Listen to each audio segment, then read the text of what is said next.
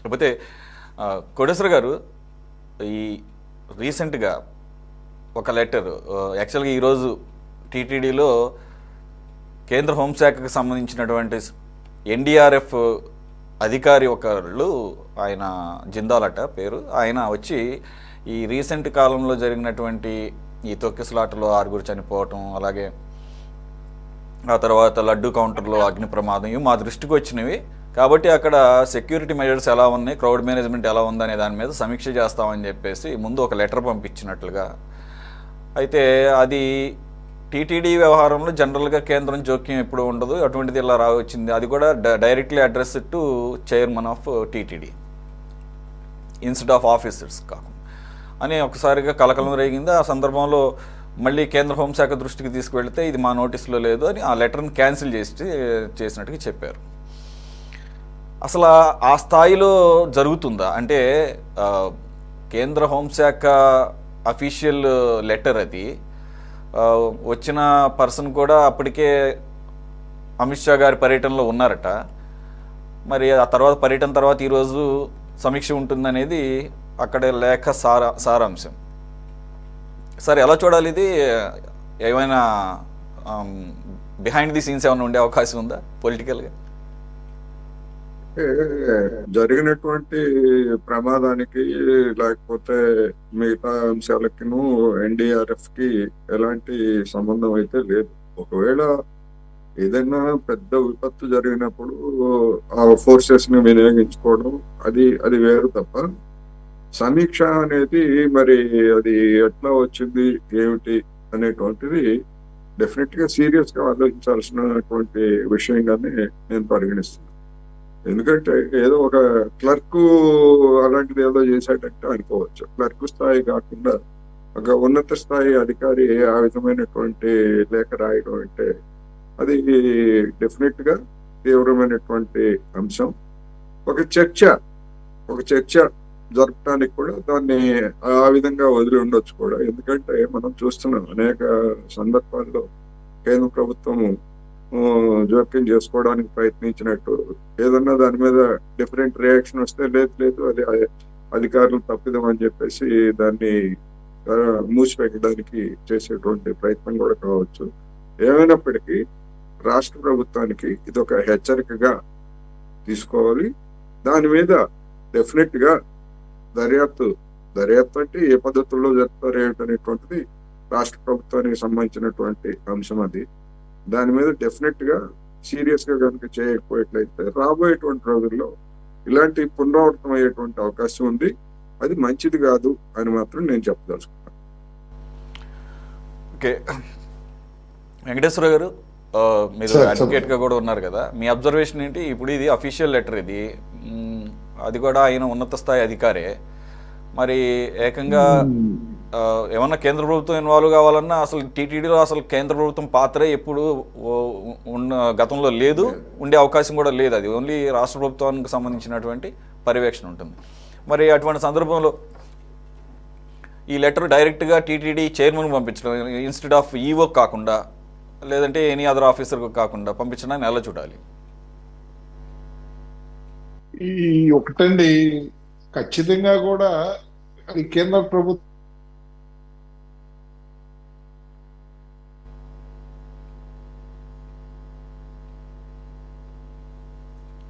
Right, technical problem. In the mean while Kiran గారు, ఈ ఏదైతే టీటీడీ చైర్మన్కి కేంద్ర హోంశాఖ డైరెక్టర్ దగ్గర నుంచి ఒక లెటర్ వచ్చిందో, రివ్యూ ఉంటుంది 20వ తారీఖు అని చెప్పేసి, దానికి సంబంధించిన ఏర్పాట్లు చేయండి అని చెప్పడం, ఒకసారిగా షాక్ తిన్న స్టేట్ గవర్నమెంట్ కేంద్ర హోంశాఖ దృష్టికి తీసుకువెళ్ళినప్పుడు ఇది మా పరిధిలో లేదు, ఎందుకు జరిగిందో చూస్తామని చెప్పేసి ఇమ్మీడియట్గా ఆ లెటర్ని క్యాన్సిల్ చేయడం, రివ్యూ అట్లాంటిది ఏం లేదని చెప్పేసి.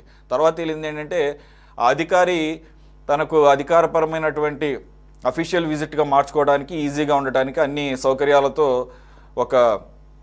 ఈ అమిత్ షా గారి పర్యటన తర్వాత ఆయన పర్సనల్గా ఆ ఫెసిలిటీస్ని గెయిన్ చేసుకోవడం కోసం చేసినటువంటి అత్యుత్సాహంతో చేసినటువంటి ఒక చర్యగా చెప్తున్నారు. ఇది ఎంతవరకు కరెక్ట్ అయ్యే అవకాశం? సార్, దానిపైన ఖచ్చితంగా అది ఏ విధంగా జరిగింది, ఎందుకు జరిగింది అనే దానిపైన విచారణ జరుగుతుంది. ఎందుకంటే కొన్ని కొన్ని ఎవరి సొంత నిర్ణయాలు ఉండవు ఇక్కడ. ఇప్పుడు పాలనాపరమైనటువంటి నిర్ణయాలు జరగాల. ఇక్కడ జరిగినటువంటి దానిపైన రాష్ట్ర ప్రభుత్వం వారికి ఉన్నటువంటి వ్యవస్థలన్నిటితో కూడా కట్టుదిట్టమైనటువంటి కేసులు పెట్టడం కానీ, దాన్ని ఎలా జరిగిందనే విచారణ కానీ, విచారణలో ఎక్కడా కూడా జాప్యం లేదు. అన్నిటికి సంబంధించి కూడా మేము నష్టపరిహారం విషయంలో కానివ్వండి, ఫ్యూచర్లో ఇంక మళ్ళీ అలా జరగకుండా ఎలా చేయాలి, ఈ జరిగిన దానిపైన ఎవరెవరిపైన చర్యలు తీసుకోవాలి, వాళ్ళపైన చర్యలు తీసుకునేటువంటి అన్ని కార్యక్రమాలు మేము చేసాం. మీరు అన్నట్లు అతనేదో ఫెసిలిటీస్ పొందడానికో లేదో ఇంకో దానికో చేస్తే ఖచ్చితంగా దానికి సంబంధించి ఆయన ప్రభుత్వ పరంగా తీసుకునేటువంటి చర్యలకి శాఖపరమైన చర్యలు తీసుకుంటారు. ఇక్కడ ఎదురు ప్రతిపక్ష పార్టీలు కాచుకొని కూర్చొని ఉన్నాయి. ఎవరిష్టానికి వాళ్ళు ఎవరు ఎట్లా అంటే అట్లా చేస్తా పోతా ఉంటే ప్రభుత్వానికి చెడ్డ పేరు వచ్చేటువంటి అవకాశం ఉంది. మేము ప్రతి చిన్నదాన్ని కూడా ఇవాళ మా ప్రభుత్వం దేన్ని కూడా ఏదో టేక్ ఇట్ ఈజీగా తీసుకోవట్లేదు. ప్రతి దాన్ని కూడా మేము గౌరవిస్తా ఉన్నాం. ప్రతి దాన్ని కూడా ఎక్కడ పొరపాటు జరిగినా దాన్ని సరిదిద్దుకుంటా ఉన్నాం. జరిగిన తప్పు మరొకసారి జరగకుండా ఏ విధంగా చేయాలనేటువంటి దానిపైన సమీక్షలు చేస్తా ఉన్నాం, చర్యలు తీసుకుంటా ఉన్నాం. ప్రభుత్వం పనిచేస్తా ఉంది. అధికారులు, మంత్రులు అందరూ కూడా ప్రజల్లో కలిసి పని చేస్తా ఉన్నారు. గతంలో మంత్రులు, ముఖ్యమంత్రులు ప్రజల్లోకి వచ్చినటువంటి పరిస్థితి లేదు. రాజ్యాంగేతర శక్తులు ఒక ఇద్దరో ముగ్గురో కూర్చొని మాట్లాడటం తప్ప ప్రభుత్వం సంబంధించిన చట్టపరమైనటువంటి న్యాయపరమైనటువంటి అంశాలు కూడా వాళ్ళే మాట్లాడారు, ప్రభుత్వ వ్యతిరేక శక్తులు కూడా. కాబట్టి మంత్రులు మాట్లాడాల్సింది మంత్రులు మాట్లాడుతూ ఉన్నారు, అధికారులు చేయాల్సిన పని అధికారులు చేస్తూ ఉన్నారు. కేంద్ర ప్రభుత్వంలో ఈ రోజున ఈ లేఖకు సంబంధించిన దానిపైన పూర్తిగా విచారణ చేస్తారు. ఖచ్చితంగా అది అతని స్వలాభం కోసమో లేదు ఫెసిలిటీస్ కోసమో చేస్తే అతని పైన శాఖాపరమైనటువంటి చర్యలు ఉంటాయి. దీనికి సంబంధించి ఇటువంటి గ్యాప్స్ మళ్ళీ ఒకసారి రాకుండా ఏ విధంగా చేయాలనే దానిపైన కూడా కేంద్రం, రాష్ట్రం రెండు కలిసి సమన్వయంతో రాబోయే రోజుల్లో కూడా ముందుకు వెళ్తామండి. సార్ బాజీ గారు, ఇంత బాహాటంగా ఒక అధికారి తన పదవిని అడ్డం పెట్టుకొని జస్ట్ ఆయన స్వలాభం కోసమో లేదంటే ఒక పర్సనల్ అటెన్షన్ కోసమో ఒక అఫీషియల్ విజిట్గా ఎలా మార్చుకుని లెటర్ అలా పంపిస్తారు? ఇది ఎలాగో బయటకు వస్తుందని తెలుసు, అంత సాహసం చేస్తారా?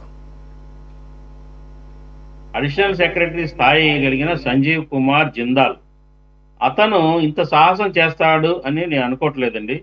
ఎందుకంటే ఆ స్థాయి హోంశాఖ అడిషనల్ సెక్రటరీ తిరుమల తిరుపతి దేవస్థానానికి వ్యక్తిగతంగా సందర్శించాలనుకున్నప్పుడు మరి అతనికి ప్రోటోకాల్ ప్రకారంగా అతిథి మర్యాదలు కానివ్వండి, ఆలయ గౌరవ మర్యాదలు అన్నీ కూడా లభిస్తాయి, డైరెక్ట్గా అయినా ఇండైరెక్ట్గా అయినా. దానికోసం ఒక లెటర్ని అడ్డం పెట్టుకోవాల్సిన అవసరం ఉంది అని నేను అనుకోవట్లేదు. ఎందుకంటే ఈ సంఘటన ఏదైతే దుర్ఘటన తిరుమలలో జరిగిన తర్వాత వెంటనే దీని మీద ఒక నివేదిక పంపించండి అనేది ఒక ఇన్స్ట్రక్షన్ అయితే తిరుమల తిరుపతి బోర్డుకి వచ్చింది. ఎందుకు జరిగింది ఇది, ఏంటి అక్కడ రాజకీయ జోక్యం ఎందుకు ఉంటుంది, దీని మీద ఒక నివేదికని, ఏదైతే జరిగిన సంఘటన మీద ఒక నివేదికని పంపించాలి అని చెప్పేసి హోమ్ మినిస్ట్రీ నుంచి ఆదేశాలు అయితే అందిన మాట వాస్తవం. సంఘటన జరిగినప్పుడు దాని తదనుగుణంగా ఏంటంటే సంజీవ్ కుమార్ జిందాలు పర్యటన ఈ రోజు అంటే 20వ తేదీన ఇవాళ ఆయన వచ్చి అందరితో మీటింగ్ ఏర్పాటు చేసి సమీక్షిస్తాడు అని చెప్పేసి ఒక అధికారికమైన లెటర్ వచ్చింది. అయితే నేనేమనుకుంటున్నానంటే ఇది కేంద్రం యొక్క జోక్యం. తిరుమల తిరుపతి చరిత్రలోనే కేంద్రం టీటీడీ యాక్టివిటీస్, పాలనాపరమైన వ్యవహారాల్లో జోక్యం చేసుకోవాలి ఇప్పటి వరకు కూడా. మరి ఇది ఒక మచ్చగా ఉంటుంది, ఇది కరెక్ట్ కాదు అని మరి రాష్ట్ర ప్రభుత్వం భావించి మొన్న అమిత్ షా పర్యటనలో మామూలుగా ఓవరాల్గా వెర్బల్గా అమిత్ షా తోటి దాన్ని విత్డ్రా చేయించారేమో రాష్ట్ర ప్రభుత్వం, అట్లా దాన్ని చంద్రబాబు నాయుడు గారు చెప్పి విత్డ్రా చేయించారేమో అనేది నా ఉద్దేశం. అందుకనే దాన్ని క్యాన్సిల్ చేసేసి ఆయన పర్యటన రద్దు అయిపోయిందని మళ్ళీ ఒక లెటర్ వచ్చింది. పర్యటన రద్దయింది, సంజీవ్ కుమార్ జిందాల్ యొక్క పర్యటన రద్దు అయిపోయిందని. కాబట్టి ఆయన స్వలాభం ఒకవేళ నిజం అదే కనుక సంజీవ్ కుమార్ జిందాలు తన యొక్క స్వార్థంతో స్వలాభం కోసం చేసి ఉన్నట్టయితే ఈ పార్టీకే అక్కడ చర్య స్టార్ట్ అయ్యేది అతని మీద. Principal secretary, home secretary immediate గా వాళ్ళ మీద యాక్షన్ తీసుకుంటారు, అది బయటకు వచ్చేది వార్త. అలాంటిదేమో ఇప్పటి వరకు కూడా మనం వినలేదు. కాబట్టి ఇది ఈ రకంగానే జరిగి ఉంటుంది అనేది నా ఉద్దేశం సురేష్ గారు. లేకపోతే కోటేశ్వర గారు, దీని వెనకాల రాజకీయపరమైనటువంటి అంశం ఏమన్నా ఉండే అవకాశం ఉందా? అంటే బీజేపీ ఒక పొలిటికల్ యాంగిల్లో కానీ లేదంటే మీరు అన్నట్లుగా టీటీడీ మీద ఒక ఆధిపత్యాన్ని తీసుకోవాలని ఎప్పటి నుంచో ఒక ఆలోచన ఉండొచ్చు, దానిలో భాగంగా ఇటువంటివి చూస్తున్నాం అనేది.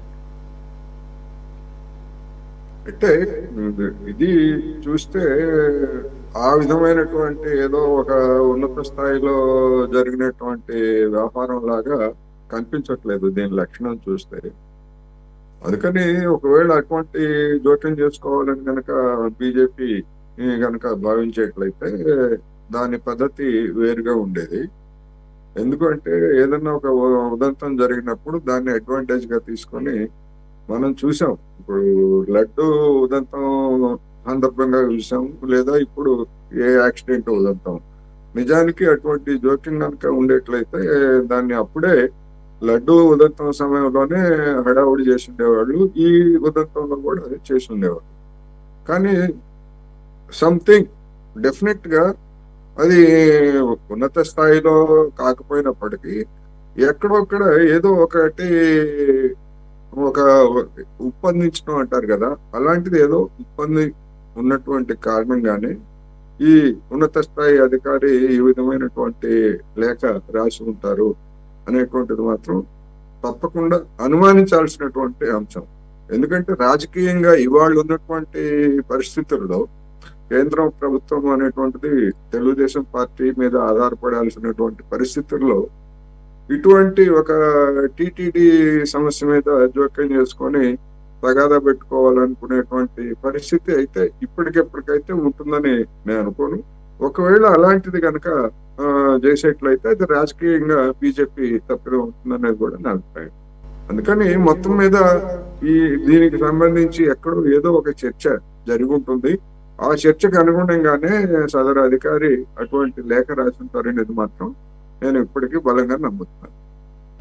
రైట్ బాజీ గారు, అగైన్ మీరే ఇక్కడ సెంట్రల్ గవర్నమెంట్ ఆధ్వర్యంలో ఒక స్పెషల్ సిట్ ఫామ్ చేశారు అప్పట్లో, ఏది లడ్డు కల్తీ వ్యవహారంలో. ఇప్పటి వరకు దానికి అతిగతి లేదు. అసలు కనీసం మధ్యలో అప్డేట్స్ కూడా ఏమి లేదు. అసలు ఏమైందో ఇప్పటి వరకు తెలియదు. ఏది సాక్షాత్తు కేంద్ర ప్రభుత్వ ఆధ్వర్యంలో జరుగుతున్నటువంటి విచారణ అది ఇప్పటి వరకు దానికి సంబంధించి ఎటువంటి ప్రోగ్రెస్ కనపడకపోవటం. అలాగే ఇక్కడ రెండు ఇన్సిడెంట్స్ని ఒకే ఘాటును కట్టకూడదండి. ఇప్పుడు ఏదైతే ఈ రెండింటి మీద మాకు కంప్లైంట్స్ వచ్చాయి, మేము రివ్యూకి వస్తున్నాము, అది కూడా ఎవరెవరు అటెండ్ అవ్వాలి అదేమి లేకుండా ఈ పర్టికులర్ పర్సన్కి తగిన ఏర్పాట్లు చూడండి, అంటే ఏదో అతిథి మర్యాదలు చూడండి అన్నట్టుగా ఉందా లెటరు. యాక్చువల్గా చూస్తే కనుక అక్కడ వచ్చినప్పుడు బస ఏర్పాట్లు చేయడం, రిసీవింగ్ ఆ టైప్లో ఏదో ఉంది. ఇకపోతే ఈ రెండు ఇన్సిడెంట్స్, ఒకటి ఫస్ట్ మేజర్ ఇన్సిడెంట్, అది తొక్కిసలాట, 6 చనిపోవటం, వెరీ అన్ఫార్చునేట్. కానీ రెండోది యాక్చువల్గా అది జస్ట్ ఒక సర్వర్, ఒక కంప్యూటర్ సంబంధించినటువంటి అగ్ని ప్రమాదం. అది సర్వర్లో వచ్చినటువంటి ఫైర్తో పాటుగా అది చిన్న అగ్ని ప్రమాదం, అది పెద్ద మేజర్ ఇష్యూ కూడా. దాన్ని కూడా దీంట్లో కేంద్ర ప్రభుత్వం నుంచి వచ్చేటటువంటి అధికారి లెటర్లో ప్రస్తావించడం, ఇదంతా చూస్తుంటే ఫిషీగా ఉంటుంది. అంతే లైక్ టీటీడీ విషయంలో సెంటర్ ఒక డిఫరెంట్ ఒపీనియన్తో ఉందేమో అని చెప్పేసి అనిపిస్తుంది. అంటే if this letter is not official. అవునండి, టీటీడీలో జరుగుతున్న వరుస పరిణామాలు కేంద్రం దృష్టిలో ఉన్నాయండి. రాజకీయ జోక్యం టీటీడీలో ఉండటం ఏంటనే దాని మీద ఇంతకుముందు క్వశ్చన్ చేసినట్టు కూడా వార్తలు వచ్చినాయి. అంతేకాదండి, ఇప్పుడు మన టీటీడీ సభ్యుడు బీజేపీకి సంబంధించిన భానుప్రకాష్ రెడ్డి గారు నిన్న ఒక కంప్లైంట్ ఇచ్చారు. నేను ఇందాకే దాన్ని గమనించాను. అదేంటంటే టీటీడీ నుంచి ఇంటర్నేషనల్ వైడ్గా ఏదైనా కార్యక్రమాలు, ఇది ప్రవాసాంధ్రులు, ప్రవాస భారతీయులు వేరే కార్యక్రమాలు ఫారెన్లో ఏర్పాటు చేసినప్పుడు మన టీటీడీ నుంచి అర్చక బృందం, అధికారులు అందరూ వెళ్ళి ఆ కార్యక్రమం, అంటే సపోజ్ శ్రీనివాస్ కళ్యాణం కానివ్వండి, లేక పద్మావతి కళ్యాణం కానివ్వండి, అలాంటివి జరుగుతున్నప్పుడు కార్యక్రమాలు విదేశాల్లో ఏర్పాటు చేస్తే టీటీడీ నుంచి ఒక అధికారుల బృందం, అర్చకుల బృందం వెళ్ళి అక్కడ దాన్ని నిర్వహించడం అనేది ఒక ఆచారంగా వస్తూ ఉంది. ఆ నేపథ్యంలో అప్పట్లో 22లో నవంబర్లోనో అక్టోబర్లోనో జరిగిన ఒక కార్యక్రమం, యూరోప్లో జరిగిన ఒక కార్యక్రమానికి ఈ బృందం వెళ్ళి అక్కడ పెద్ద ఎత్తున ఆర్గనైజర్స్ దగ్గర నుంచి డబ్బులు డిమాండ్ చేసి వాళ్ళు వేయించుకున్నట్టుగా ఆ డబ్బుని అది బయటకు వచ్చిన తర్వాత మందలిస్తే ఆ డబ్బుని మళ్ళీ శ్రీవారి హుండీ డిజిటల్ అకౌంట్లోకి వేసినట్టు మరి అది ఒక కంప్లైంట్ ఇదైంది. సో ఏంటంటే మళ్ళీ వాళ్ళు దానిలో వాళ్ళు శ్రీహరి హుండీలు వేయడం ఎందుకు, ఆర్గనైజర్స్కి వెనక్కి ఇవ్వాల్సింది కదా అని భానుప్రకాష్ రెడ్డి గారు చైర్మన్ గారికి కంప్లైంట్ ఇచ్చారు రీసెంట్లీ. ఇది రీసెంట్గా జరిగిన డెవలప్మెంట్. సో ఇలాంటి అంశాలు చాలా అంశాలలో టీటీడీలో జరుగుతున్న అవకతవకలు చాలా ఉన్నాయి. అక్కడ కరెక్ట్గా మేనేజ్మెంట్ సరిగ్గా లేదు, పాలనా వ్యవహారాల్లో రాజకీయ జోక్యం ఉంది, చాలా అవినీతి కూడా జరుగుతూ ఉంది అనే ఒక కంప్లైంట్లు కేంద్రం దృష్టిలో ఉన్నాయండి డెఫినెట్గా. ఖచ్చితంగా ఇప్పుడు మొన్న జరిగిన తొక్కిసలాట, జనం మరణించడం ఇంతమంది, అది హోమ్ మినిస్ట్రీ అఫైర్స్ కిందకే వస్తుంది కాబట్టి అది దానిలో వాళ్ళు జోక్యం చేసి ఉండొచ్చు అనే దాంట్లో మనం సంశయించక్కర్లేదండి. ఎందుకంటే ఇప్పుడు ఒక అధికారి అంత సాహసం చేయడండి. ఆ అధికారి అడిషనల్ సెక్రటరీ అంత సాహసం చేసి మొత్తం సమీక్షకు వచ్చి ఆయనకి రాజమర్యాదల కోసం సమీక్షని క్రియేట్ చేసి అట్లా ఫేక్ సర్క్యులర్ ని పంపించాడని అనుమానించాల్సిన అవసరం లేదు. ఎందుకంటే రేపు మనం బయటపడుతుంది, అతను యాక్షన్ తీవ్రంగా ఉంటుంది. అది చిన్న నేరం కాదు. అది ఒక డిపార్ట్మెంటల్ తరపు నుంచి పై అధికారులు ఇన్స్ట్రక్షన్స్ ఇచ్చిన తర్వాత మాత్రమే ఇలాంటి సర్క్యులర్స్ బయటకు వస్తాయి. అలాంటప్పుడు ఇది దాని తేలిగ్గా అది ఇంతటితో ఏదో అయిపోయింది, రద్దు అయిపోయింది అని అంత పోదండి, ఒకవేళ నిజంగా ఫేక్ అయితే కనుక.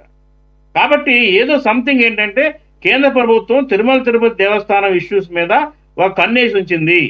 దాని మీద అక్కడ ఒక సమీక్ష జరిపి ప్రక్షాళన జరపటం, లేకపోతే ఇంకేదైనా ఆదేశాలు ఇవ్వటం, ఇంకో రకమైన విధంగా జోక్యం చేసుకోవటం దానికి ప్రయత్నం చేస్తా ఉన్నది మాత్రం వాస్తవం.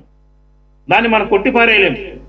కాబట్టి ఏంటంటే నేను ఏమనుకుంటున్నానంటే దాన్ని ఇంటర్నల్ గా పొలిటికల్ ఎరీనాలో ఇంటర్నల్ గా ఇది చర్చలోకి వచ్చి దాన్ని చంద్రబాబు నాయుడు గారు అమిత్ షా చేత దాన్ని అట్లా ప్రస్తుతానికి అబియన్స్ లో పెట్టారు అనే ఉద్దేశం అనే అభిప్రాయమే నాకు ఉంది. సో ఏంటంటే ఇది రేపు భవిష్యత్తులో అయినా ఈ అంశాలన్నీ కూడా మళ్ళీ బయటకు వస్తాయండి. ఇప్పుడు ఇంతటితో ఆగిపోయేది కాదు ఇది వ్యవహారం అన్నీ కూడా. ఎందుకంటే కేంద్రం ఖచ్చితంగా దీని మీద దృష్టి పెట్టుంది. కాకపోతే ఇప్పుడున్న గుడ్ రిలేషన్స్ వల్ల వీళ్ళ మధ్య దాన్ని అంత ప్రస్ఫుటంగా బయటికి అవి సీరియస్ గా రావటం లేదు. అంతే తప్పించి ఎందుకంటే అవినీతి గత ప్రభుత్వంలో కూడా చాలా అవినీతి కార్యక్రమాలు జరిగినట్టు కూడా రికార్డ్స్ లో ఉంది. గత ప్రభుత్వంలో కూడా చాలా కోట్లాది రూపాయలు, అలాగే పరకామణి అవినీతి కానివ్వండి, ఇట్లా చాలా చాలా అంశాలు సీరియల్ అంశాలు సీరియస్ గా వస్తున్నాయి తిరుమల తిరుపతి దేవస్థానం గురించి. కాబట్టి కేంద్రం దీని మీద ఉంది. కాకపోతే అజమాయిషీ కేంద్రం తీసుకుంటుందా లేదా అనేది అది ఊహాజనితమైన అంశాలు, అది జరగకపోవచ్చు. కానీ కాకపోతే దాని మీద ప్రోబ్ చేసే అవకాశం అయితే కేంద్రం తీసుకుంటుందేమో అనే ఒక అనుమానాలు అయితే అందరికీ ఉన్నాయండి. రైట్ సార్, లెట్ us wind up now. Thanks for joining Baji గారు, కోటేశ్వరరావు గారు, విజయ్ కిరణ్ గారు, అలాగే మాతి వెంకటేశ్వరరావు గారు. ఇది వాళ్ళ టాప్ డిబేట్. మరో అంశంతో మళ్ళీ కలుద్దాం. Stay tune to City 24/7.